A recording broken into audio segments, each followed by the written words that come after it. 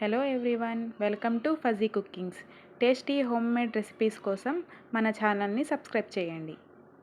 ఇప్పుడు మనం పుల్లగా టేస్టీగా చింత చిగురు మామిడికాయ చేపల పులుసు ఎలా తయారు చేసుకోవాలో ఇప్పుడు చూద్దాం. ముందుగా చింత చిగురుని లావుగా ఉన్న కాడలను తీసేసి క్లీన్ చేసుకోండి. ఇలా క్లీన్ చేసుకున్న చింత చిగురుని రోకలిలో వేసుకుని కచ్చాపచ్చాగా దంచుకోండి. ఇలా కచ్చాపచ్చాగా దంచడం వల్ల పులుపు అనేది చేపల ముక్కలకు బాగా పడుతుంది.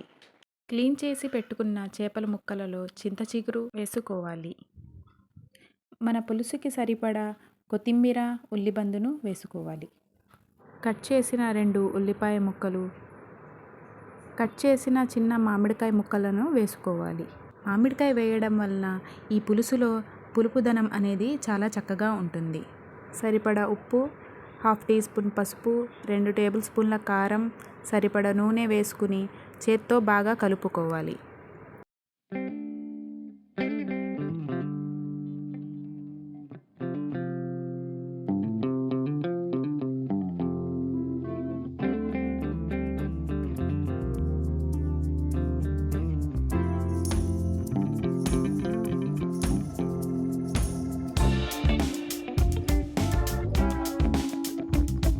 సరిపడా నీళ్లు వేసుకుని స్పూన్తో కాకుండా చూపించిన విధంగా కలుపుకొని స్టవ్ మీద పెట్టుకోవాలి.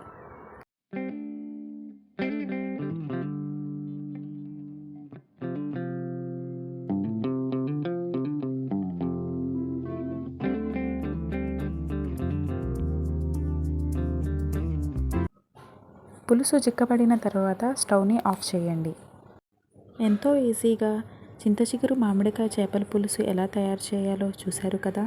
ఒక్కసారి ట్రై చేసి చూడండి, చాలా టేస్టీగా ఉంటుంది. ఇలాంటి టేస్టీ రెసిపీస్ కోసం మన ఛానల్ని సబ్స్క్రైబ్ చేయండి.